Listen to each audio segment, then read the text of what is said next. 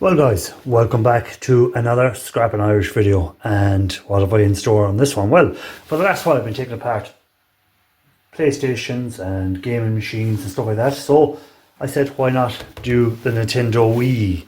So I have two Nintendo Wiis here, and I also have something else I'll show you later of still part of a Nintendo Wii, but so these are just our standard Nintendo Wiis that were out, I don't know, 10, 15 years ago.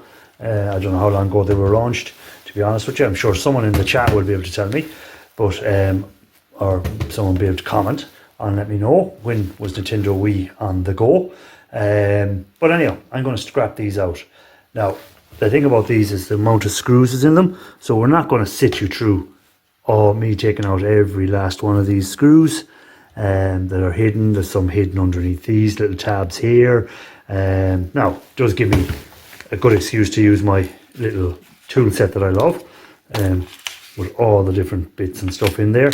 So at least I get to use them, because the first lot of screws, and then the security screws, and then there's bits and pieces. So what I'll do first is I'm going to take all the screws out so we can remove the cover and we get a look inside it, because we want to see what gold recovery material is in here. What can we get for gold recovery? Is it worth doing? For me as a hobbyist, of course it's worth doing, but for you, the guy that might be thinking about doing this as a living, is it going to be worth scrapping these down for the e-waste recovery part, or is it just bring it into shred and just get rid of them? So that's a decision you can make once we get down and have a look at the boards and have a look and see what's on them and what can we get off it. Is there aluminium? Is there copper? Is there steel? So we'll have a look. So when you come back, I'll have already removed all the screws from them, so we'll be ready to rock and roll. Right, so we have removed all the screws, so now we're just going to pry it apart. So that's what usually happens, just pops off the top. That's steel with some plastic, so again you can separate that steel out from it and separate the steel and the plastic, so you get some steel out of it. There's two little screws there I couldn't get out, but it doesn't really matter, we get out. Right, well this one we can see has a game in it. So we have another load of screws here, so I'm going to have to take all these screws out again, and we're going to have a look underneath it. So anyone want to guess what the name of the game is? Go on, put it in there now in your comments and we'll see who was right. I know someone's going to put it in after the comments anyhow, but it doesn't make any difference. Yeah, so it's a matter now of taking out all these screws. So yes, I do use electric screwdrivers sometimes. People do ask me, do I have a battery powered screwdriver? So I have something like this I use when I'm doing these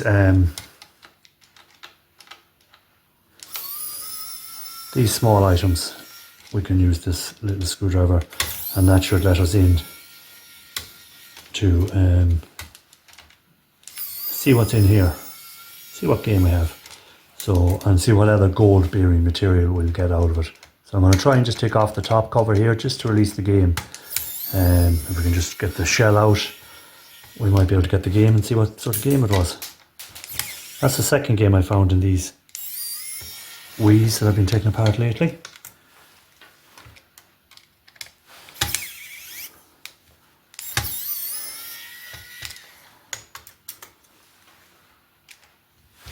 Don't forget guys to hit the like if you don't mind, and if you want to share it out, please do.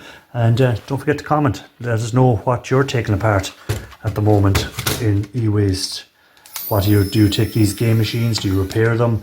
Do you just throw them into the shred? What do you do with them? I know e-waste Mike is going to say just throw it in the shred. Why would you micro scrap it? But e-waste Mike doesn't do gold recovery. e-waste Mike's too smart for that. So here we go. So we have the top cover off.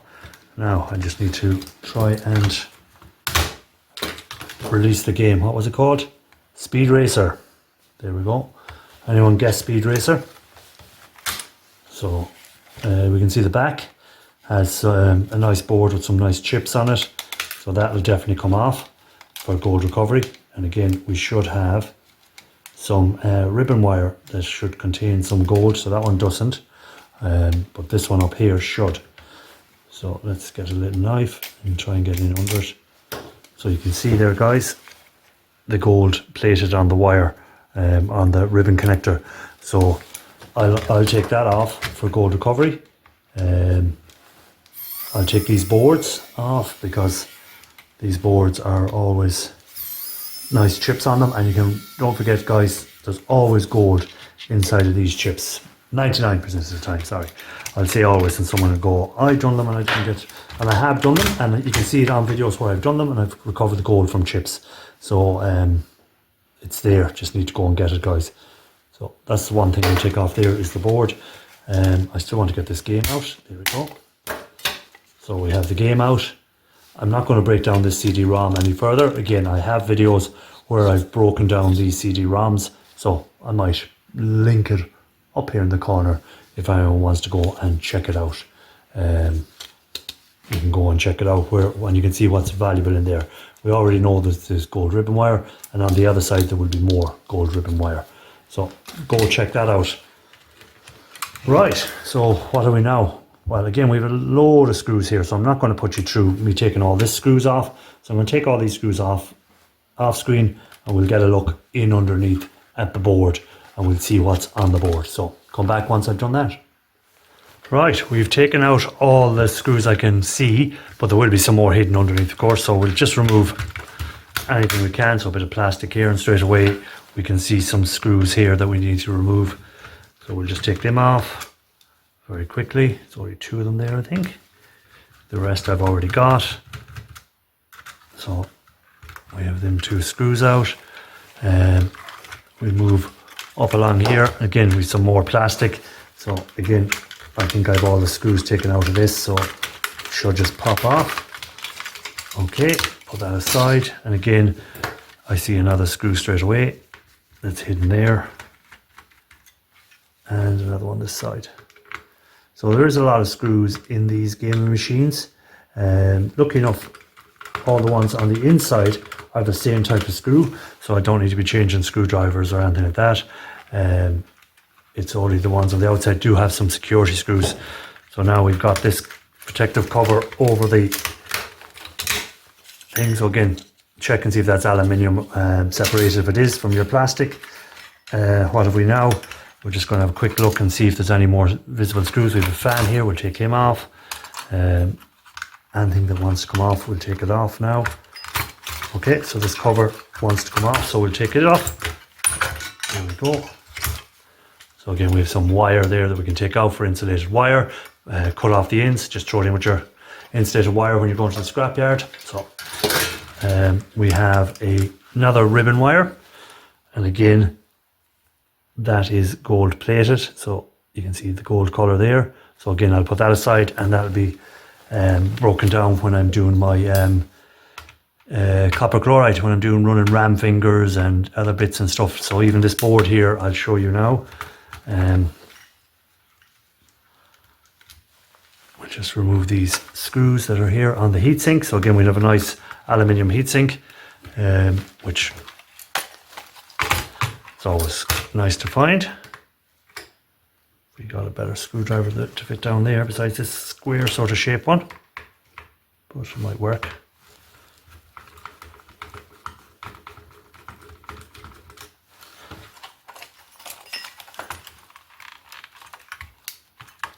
Just spin the fins out a bit and we should be able to get the screwdriver down.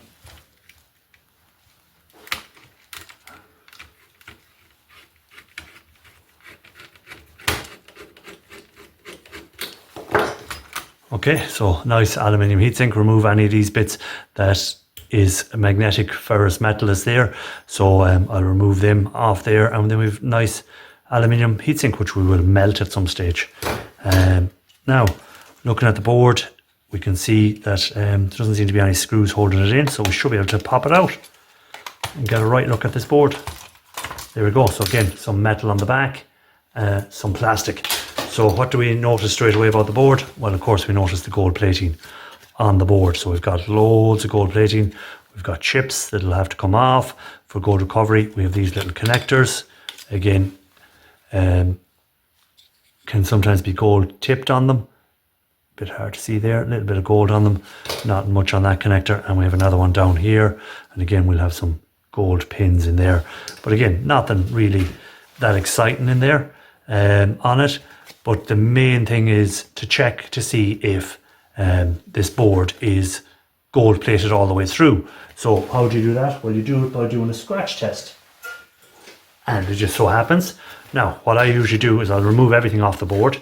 So I'll use a heat gun or another way of getting everything off the board. And I'll end up with a board like this. So this now is my board that I've removed most of the components off there. You can see yourself, it's very clean. So then what you'll do normally is do a scratch test to see if it is gold or brass underneath there. So let me have a look here and see, did I already do a scratch test? I did. So you can see here that this is not gold. Let me turn on a bit of better light so you can see a bit better. So you can see that this is not gold, it is brass or copper underneath here. So we don't need to worry about what's under the board. All we want is our gold from here. So then all I'm going to do on these boards is just trim them. So we find the thickest part, so we'll start here, and then all I do is trim these, same as I would trim the fingers from the RAM. So as tight as I can to it, so that we're not taking too much board that we don't need, where there's no gold on it, and not so tight that we lose some of it onto the board. So it's just can be a bit awkward when you're doing it behind a camera, but this is what I'm going to do. So I'll just trim them completely around, and we end up with these, which can be put straight into our copper chloride, the same as I would with my RAM fingers, or if I was doing any other fingered board, trimmed fingers from boards and stuff like that, or gold flashing from mobile phones, stuff like that. So that's where I'll put this into copper chloride. So again, if you don't know what copper chloride is, I'll put a link up here, guys. So if you look up in the top corner, there'll be a link there. Don't bother clicking it yet, because I'll probably put it at the end of the video anyhow, as well. It's on the end screen. So if you want to see how to make copper chloride and how it works, I have videos there on that. So I'll trim all this board off. I'll remove everything off this other board, and we'll see what we get out of it in the end. But not a bad board. You see a lot of gold flashing on it. Again, we've already done the scratch test, so we know just cut out where you see the gold flashing. No need to worry about anything else on it. And that's it. So you can see where these devices were on the board. There is some gold hidden under there, so you do need to remove them to get the gold. Again, you can see here, there's some gold here where this was sitting, gold here where this is sitting, gold here and gold here. So you have to remove these to get it all out, to get all that gold that you need. So yeah, that's it, guys. So that's my video on what's in a Nintendo Wii worth scrapping out. So you have some steel, aluminium, you'll have some gold plating, not really much copper. These all have copper in here. So again, you can break them and you can get your copper out of there if you wish. There's small bits of copper in there on them, so you'll get that. You have your chips for your gold recovery as well, for your IC chips. Again, on the back of it is some more IC chips. You have some MLCCs that you can get for silver. And again, these are even little gold plated tips on them. So that's what's inside a Nintendo Wii, guys. So as everyone does always be asking me, what is it worth? Well, again, the amount of gold that's going to be in one of these, if you're going to be scrapping one out only and you think you're going to get a lot of gold, you're not. You might get 1/10 of a gram of gold. So you might need 10 of these boards, and including chips and stuff, to get a gram or maybe 2 grams of gold. So it's not going to be worth it to do one board. So that's why I just trim these, and I'll put these in with my RAM fingers and stuff like that. I just don't do these on their own. When I have enough stuff collected up, material from all different stuff, it'll all go into the acid together. So we won't be just wasting time on one board. So it's impossible to tell someone how much gold is on one board. So again, decide for yourself if it's something you want to do. And don't forget, you still have this board as well that has some chips on it. And we have the gold plated ribbon wire as well, which can be put straight into copper chloride. So as always, guys, thanks for coming along and joining me on another video. I have to tidy this mess up now, and we'll catch you on the next one. And if you haven't already hit the like, please do. Don't forget to comment if you wish. And no, these were not working, and I do not resell anything I get. I scrap it out. So unfortunately, if anyone says I could have got more money selling it, maybe I could have, but I don't sell the stuff, so that's the way it is. Thanks for watching. Catch you on the next one.